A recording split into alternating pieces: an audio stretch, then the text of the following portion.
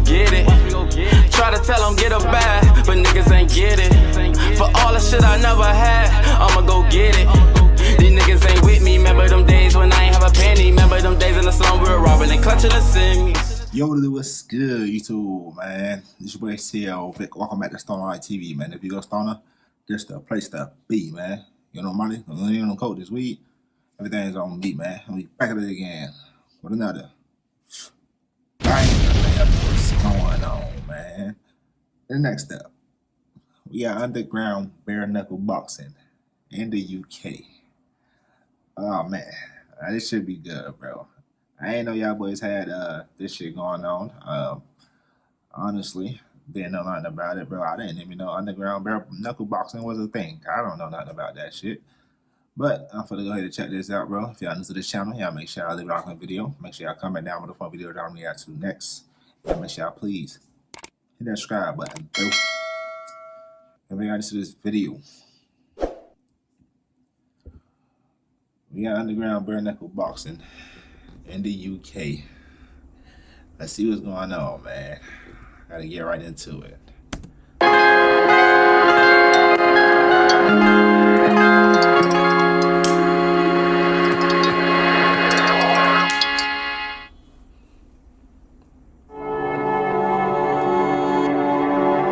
Of all the forms of fighting known to man, one name strikes fear further into the hearts of those who hear it: bare knuckle. For hundreds of years, the men of Britain have rammed their unprotected fists into each other's bodies to decide who was the hardest of them all.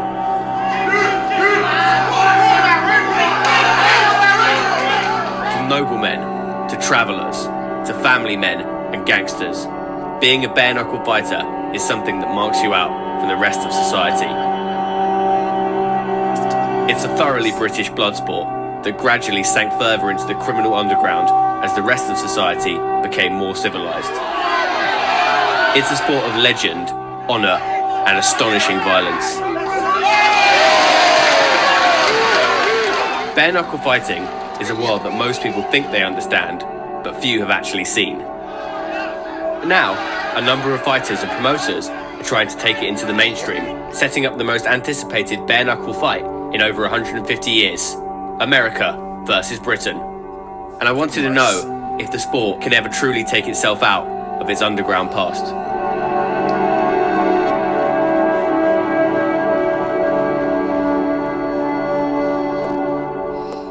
Of course, UK versus US. The common perception of bare knuckle fighting is that only Irish travellers and East End hard men still do it. But in actual fact, there's still a thriving underground, and the fighters come from all walks of life. And it originates here in the UK. I'm here in Hinckley, just outside Leicester, to meet Andy Topliff. Now, Andy runs a promotion company called Be Bad Promotions, and what he aims to do with that company is to kind of bring bare knuckle into the mainstream. It's an up-and-coming fight company, and I do it because I love the sport, and I want the sport to grow. Intrigued to know more about the history of bare knuckle and why now it seems to be on the up, we met at a patriotic pub just outside Leicester. Andy, how's it going? Hey, nice to meet you. Oh, You all right? all right. Yeah. What is the history of bare knuckle fighting in England and Britain? Bare knuckle fighting as a sport was absolutely categorically English. It was an English thing. The Europeans feared Englishmen for their fighting ability. It's actually a British heritage, bare knuckle fighting is. It's where boxing comes from. Certainly in the 18th century, very, very a big sport. Even the royal family, they would want to know who won, you know, if it was a big fight. They were like superstars of today. And how about your own background? How did you get into bare knuckle? That's something I didn't know. He just put me up on some game. I'm a very young age, to be honest with you. You know, I was brought up in the travelling community. My hands, they're destroyed basically now. They're deformed because of it. Obviously, in the bare knuckle world, there has always been quite a lot of input with criminals, do you know what I mean? I wanted to push all of that out. I wanted that gone. You know, I decided to do Be Bad and keep it as a proper sport. I really want to get this regulated and get it mainstream. We started the first UK belt since, you know, way over 100 years. And then I thought, well, one extra step and we'll go for the Atlantic belt, which is a real historic event. I'd always wanted to get, an American to come over. Jason Young, this is the man who I've dreamt of getting over into this country. We were making history with this guy being here. The last time an American was in this country fighting for a belt, against the UK champion, 1863. It's a big deal. Jason had flown into the UK prior to the fight and had surrounded himself with some of the most knowledgeable fighters in the UK, including ex-Bear Knuckle champion Paddy Monaghan, famous for his friendship with Muhammad Ali. 3 years it's took us to get you here, isn't it? 3 years, but I'm here. Yeah. No excuses. No excuses. I'm here. That's it. And you're going to prove the boys wrong, innit, eh? Oh, yeah. But he couldn't stick around for long, as he was off to Wing Chun Grandmaster Samuel Kwok's martial arts retreat in Blackpool, a man who apparently once trained with Bruce Lee. Clearly, Jason was taking this fight very seriously. I love our new apartment. Great kitchen. I can do that too. Fuck you, mean? Yeah. I wish I had a motherfucking wood. But you train with Jet Li, nigga? That's lit. No cap. I ain't know it was coming with the ass, y'all boys. Man. That's lit though, bro. You taking that hoe serious for real. But whilst my own experiences of fighting are fairly pathetic, I was intrigued to meet a man who'd been fighting since the age of 10. James Gypsy Boy Mccrory from Newcastle, a living legend in the bare knuckle scene, and the man pitted up against Jason Young in the Atlantic title fight. We met him at his local horn, Alright, a 50 steam highlights, man. I gotta show some more highlights, man. What's up? in the centre of town. So what's good here? Everything is good, but the burgers are huge, like. The reason why I come here is because Bird brings this, yeah. And Yeah. We just come here and it doesn't sell beer, you know what I mean? So that's the truth, like. Your nickname is Gypsy Boy. Where does that come from? Obviously, I've travelled all over. I've lived in Ireland and worked all over. Is being Irish a big part of your kind of fighting heritage? Yeah. I love Ireland. I love going back there. I love seeing my mum. I love it. I love spending time with my family, honestly. I love sitting on the city, like there, cuddle, watching TV, me, big softy. Love my family. Loads of people, they treat me, get full of rides and all that crap, but I just prefer to get full of Guinness and full of... The fuck is that, man? What y'all boys be eating, man? This nigga got a bun? They treat me, get full of rides and all that crap, but I just prefer to get full of Guinness and full of food, It's a much more fun way of doing it. Aye. My days have been a model of well gone, so don't worry about the six-pack anymore, me, you know what I'm saying? You got the cake? That's it, I've got a full cake and all. James, a self-professed softie and family man, invited us to his house to meet his charming and long-suffering girlfriend, Leanne. I love being living sort of part, I'm Jack the lad, but then down when my bread's buttered, you know what I mean, and I've got a good girl and she's put up with a lot. Hopefully, one day, I'll marry her, like, you know. What does she do? Drives me fucking bonkers, man. Alright, toots. Sorry, lads. Yeah. Hey, how's it going? How close? Just want a cup bar? No worries, I'm fine. Me and James are very, very different. Like, you couldn't get two people more different in regards to what we're like, how we've lived our lives, choices we've made. How do you feel about him being considered like a legend? I find it funny because it's James. He gets fan mail now, which is quite funny. The person you see on like fights on YouTube, that's not him. Like, I know it is, but that's not the person I know. I don't like it, to be honest with you. When you come back from the Dave Radford fight, his face was really bad. There was blood on me pillow. I cleaned him the next morning. That's what's more bothered about. Try to wash the duvet twice. There was blood over the pillowcase. Like, it was just awful. It's not just about him having a fight, it's the effect that it can have on us in regards as a couple. Build up a certain fight. He's like a time bomb. Last summer we had a bit of a bad time and I thought, this is not working. I'm away.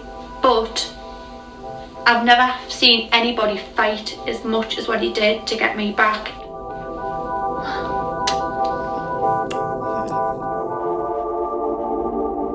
Having learned about the origins of bare knuckle and spent time with some of the biggest names in the game, it was time to see it in the flesh. BBAB was holding an event in Colwyn Bay, North Wales. The first fight between a pair of seemingly well-matched middleweights was over in seconds. The second and last fight of the night. That nigga was not ready. He wasn't prepared at all, nigga. He was scared from the get-go. He did not want to even be there. He had to think twice before he even got in the ring. I don't even know why he even got in the ring, nigga, because he know he wouldn't want to be there. Like, look, that first hit. The second. That first hit wasn't even that hard, nigga. He could have ate that shit, bro. No cap. Was over in seconds. The second and last fight of the night was something that will stay with me forever.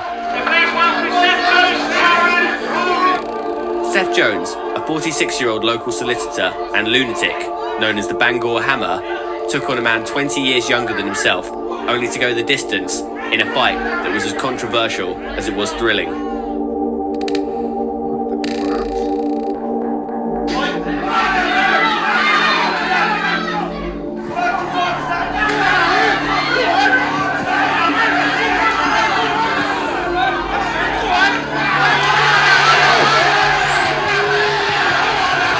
That's an old man you hitting, bro.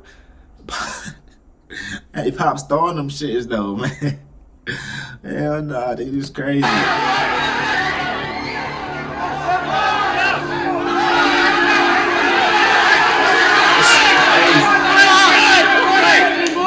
The solicitor was bending the rules somewhat. Oh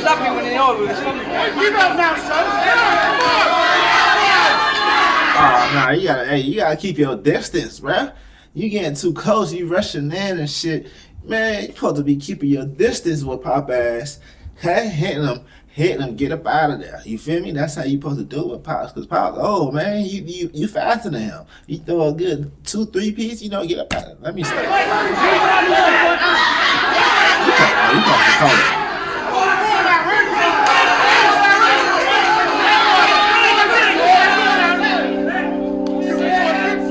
After what seemed like hours, they called it a draw. It seemed odd to see so much blood in what was supposedly a stalemate, but I couldn't call a winner either. Seth seemed like he'd taken more abuse, but Aaron looked exhausted. It was my first fight. I put myself forward for it when I saw it on the internet for a 13-stone fighter. How does it feel fighting someone who's 20 years older than you? Don't really matter. I've had street fights with older people since I've been young, you know what I mean? Used to get in trouble fighting and all that lot. Do you think it'll make you a more peaceful person? Yeah, I'm peaceful anyway. But you also get in a lot of street fights. How does that kind of I used to get in street fights when I was younger because I used to hang around with the wrong crowd. My genuine was going a bit too much. Now I know how it feels, I can control it a little bit more, I think, in my next fight. I cut out of my left eye, I got poked in it. But I think, yeah, it's a good result from both of us. I'm chuffed with it. And how do you feel right now? Buzzing. Do you think you'll feel worse tomorrow morning? You know what I mean? I've had worse than this. Yeah. Yeah. How does it feel fighting guys who are, considerably younger than you? Half my age. Half your age? That's just the nature of bare knuckle boxing. You know, I fought guys older than myself. I don't mind fighting younger guys. I don't mind. I just like fighting. Do you fight in the streets? No, them days. I used to have a lot of fights when I was younger, built up a bit of a reputation in the area, but it was a huge mistake in my life. Being a bit of a thug to being a bit of a drug smuggler to going to prison, and then I realised, you know, this is not the life, and so I decided to go back to school and studied law. In the time I'd spent in the world of bare knuckle so far, I began to realise that the sport had a kind of gravitational pull for lost souls. Many of the guys we'd spoken to seemed to be people who made bad decisions in life. And perhaps in bare knuckle, they'd found a way to utilise their talents, which happened to lay in a realm that normal society finds barbaric. However, I wondered if organised violence was a cure or a symptom for angry young men. James Lambert!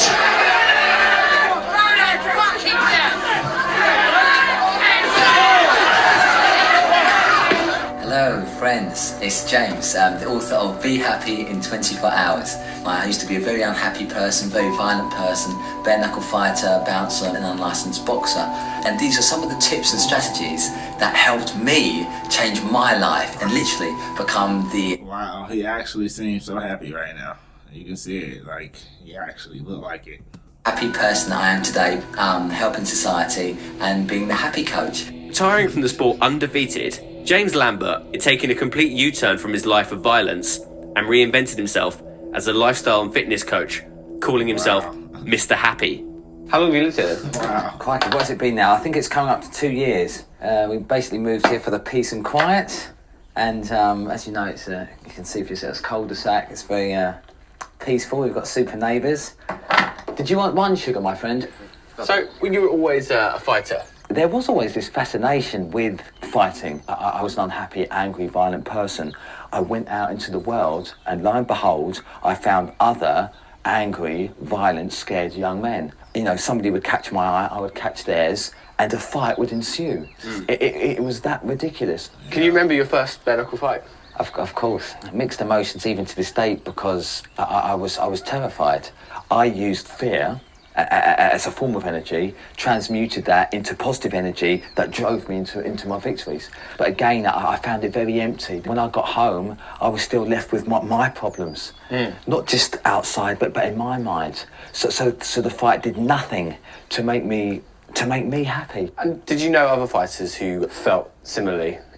Well, you see, this is the thing, it's never spoken about. Certainly not within that world where emotion is immediately and very directly equated with weakness. A leopard can change his spots, and that's very important because I hear it a lot, and it's a mind virus. And we accept things because they're said.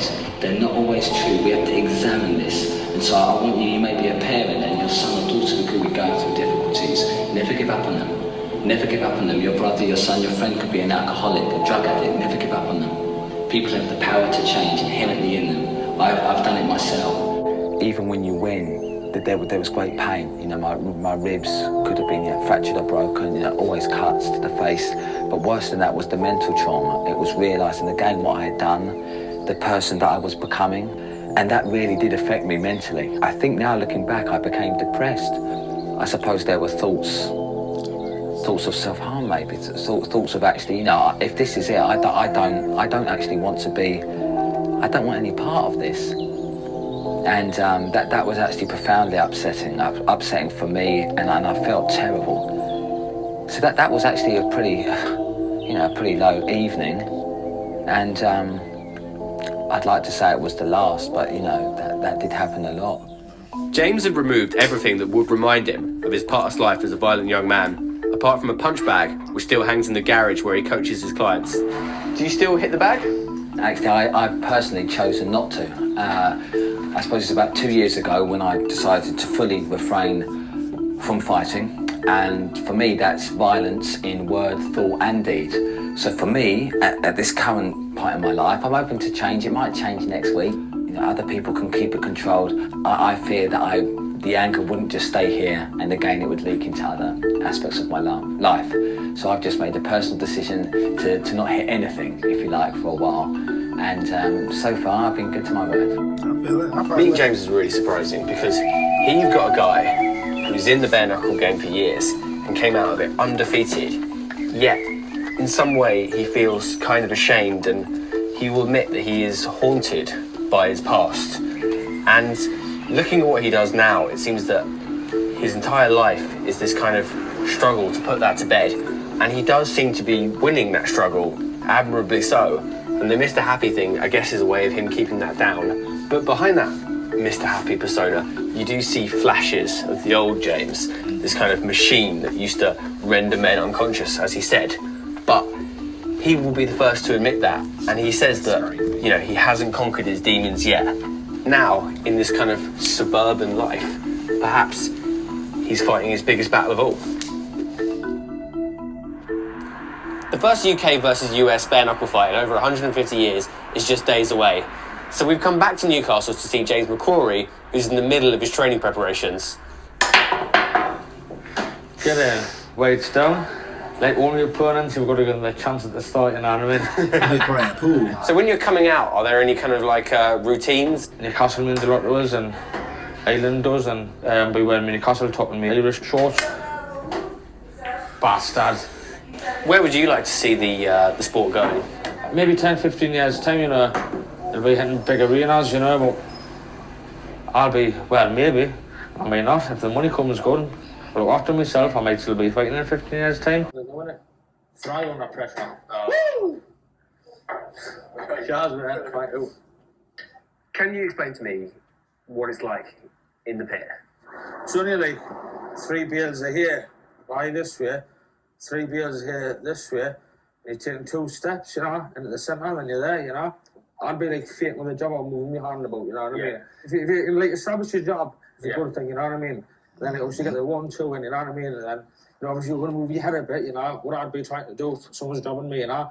And then it's like, maybe just come doing a bit, or come up to the centre, and bang, bring a body shot in. Ooh, and body shot hurt. I'd much rather hit me with 10 in the jaw than 1 good one there, you know, because it Body really shot hurts. hurt. How does it feel when you get one of those there? I can't even describe it, mate. Body It's the shot worst different. feeling in the world when you can't breathe and you've got a gum shield in your mouth. You try to spit the gum shield out, but you can't because you can't get your breath to get the power out of your lungs to spit it out. You're going red, you're starting to see little fucking stars. Then you're going lower and lower and lower to the ground. It's horrible. It's horrible.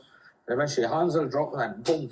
Yeah. Good night, you know what I mean? And if I wanted to knock you out and I'm looking for the chin about here, right? You haven't brought your 14-pound. How are you, mate? So you're all fucking out of luck. You mentioned being punch drunk earlier. Do you think you could have like a wake-up call at all? You know, I've had some great nights with the boxing and with a Bear Knuckle.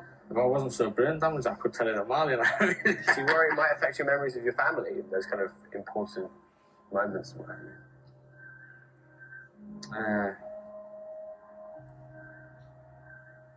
Well, it probably already has, you know. I mean, I can remember the day that my dad died. I can remember it all, every single second of it. But I can't remember much. Otherwise, like, could get hit by a bus, you know, and I won't have any memories at all. So it's just a risk of what it takes, isn't it? That's why the tattoos on my back, you know. Mccrory is a Catholic cross, the shamrock in for my dad, and no fear. I'm going to be scared now in life, man. You just go for it. Whatever happens, happens. But there's a lot more better fighters than us out there, you know, but it's a difference. I've got the balls to fucking, I don't just talk about it, you know. If I say I'll train for a fight, I'll train for a fight, doesn't matter where I go. I don't think Leon, I mean, I realise just how big of a part of this is in my life, you know. It's fucking great when you can take someone's best digs and you can give them your best and see who comes out better. From spending time with James, what I really began to understand was this idea of heart. I think a lot of us throw it out as like a kind of, just a cliche, but actually looking at James and the way he conducts his life with this kind of very emotional attitude towards the death of his father and his relationship with his family, and what he does is he managed to channel that and bring it into the ring. He breaks every cliche. I mean, he's not one of these guys who comes around toting his unbeaten record. He knows he's been beaten a few times, and he literally takes it on the chin and accepts that. And maybe he's the perfect fighter because he's fallible. Very nice. I love fighting. I'm the Americans coming over here across the Atlantic. I mean, it's a big deal. I don't think I'm going to lose. That's not even in my mindset. You know, it's not even an option to me. You know, I've been a fighter my whole life. I feel like I'm the more skilled fighter. I'm the bigger fighter. I don't really give a damn what anyone says because people are always going to have opinions. People are always going to doubt you. None of that matters. What matters is what happens in that pit when it's me and him. Me and James, I'm very ready to go. Let's get it. I'm high as hell. Let's get it. It was the Bear Knuckle extravaganza down in South London. The US versus UK transatlantic showdown. The biggest bare knuckle fight in recent history. Yeah, I know. You already know who I'm going for. No caps. One for the UK, fighting this belt. 1863 for this belt. But before the title fight, we were treated to a few other tear-ups in the build-up to the main event.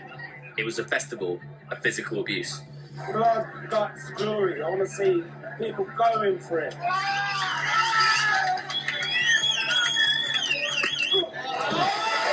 Bare knuckle, it is the ultimate sport. Yeah, ultimate terror. Just enjoy seeing getting in there, you know, real punches, no fucking around, you know what I mean? There's no holds barred more on it, you know, they really go for it. Violence and plenty of chances of getting back in. Yeah, so they're not he now. It's a fucking good buzz, you know what I mean? It's one of the best buzzes I've ever had, you know what I mean? It's up there with sexy for me. England is the home of bare knuckle. I think the British, it's in the blood. Fuck that is Brock Lesnar, nigga. Y'all got 2 Brock Lesnars fighting, nigga. What the fuck? Home of bare knuckle. I think the British, it's in the blood.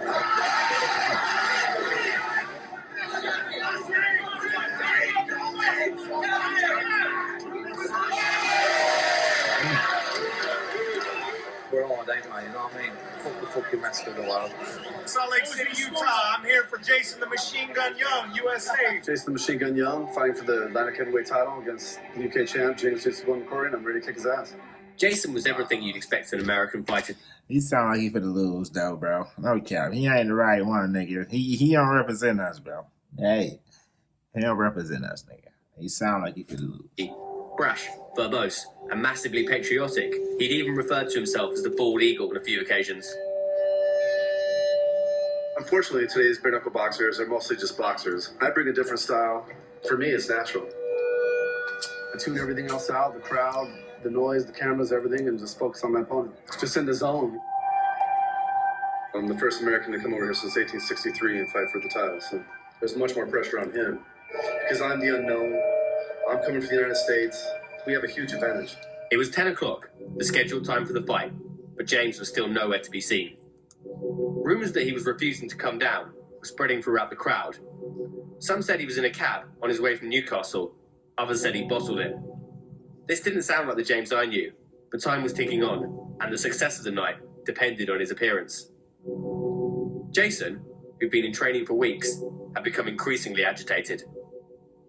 Well, I don't know what happened. He got stuck up in Newcastle. I mean, we've known about this fight for a very long time. I came all the way from America. If I was back in America, I'd have 100 friends who would come get me immediately and bring my ass down here. For real, man. Oh, come on, James. Come on, man. What happened, bro? Well, I basically just told him, you know, get down here. Seems like there's a lot of excuses with today's fighters. Back in the day, somebody calls somebody out, and, you know, if you're going to be disrespectful, you got to back it up. People were beginning to lose hope and headed towards the exit.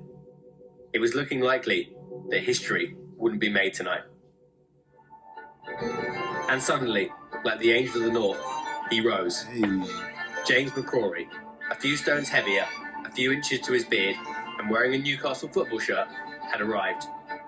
Looking slightly bleary-eyed, he had fallen asleep for the entire cab journey.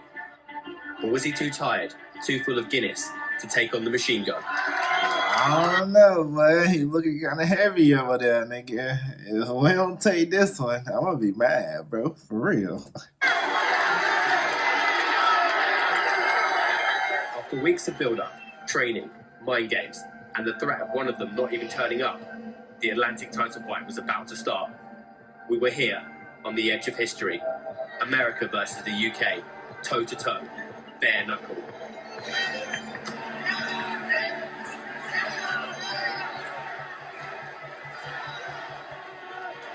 Come on.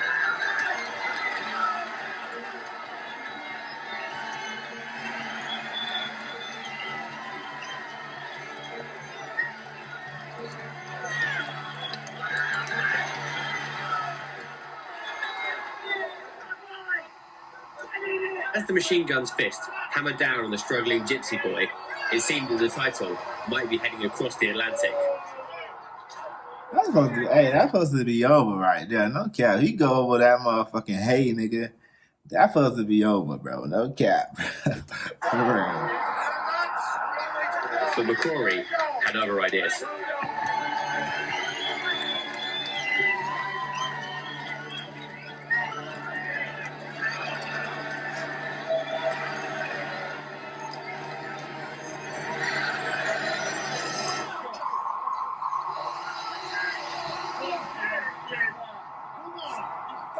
Bro, I don't see how niggas can fight. I don't see how niggas want to be fighters. Like, y'all want to be fighters. Y'all could throw a punch, but nigga can't take a punch, bro. Like, nigga cannot take a punch, bro. That's crazy. Look at that shit. He literally saying stop in the middle of him punching him. Like, nigga.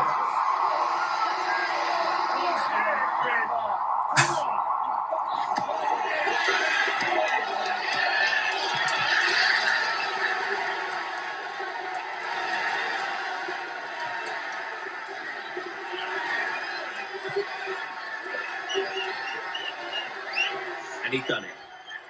James Mccrory have made sure that Britain have won the bare knuckle bragging rights. Alright, hell no, him represent us, bro. That was the wrong dude, nigga. Bring that shit back, nigga. Run that shit back, nigga. Run it back. Run that shit back with a real fighter, nigga. And Young and his entourage were on their way back to Utah with their tails between their legs. His victory marked a step into the big time. Not just for Andy Topliff's company, but for bare knuckle as a sport. And perhaps it had moved closer to everyone's dream of it becoming the biggest, nastiest, and most exciting blood sport in the UK.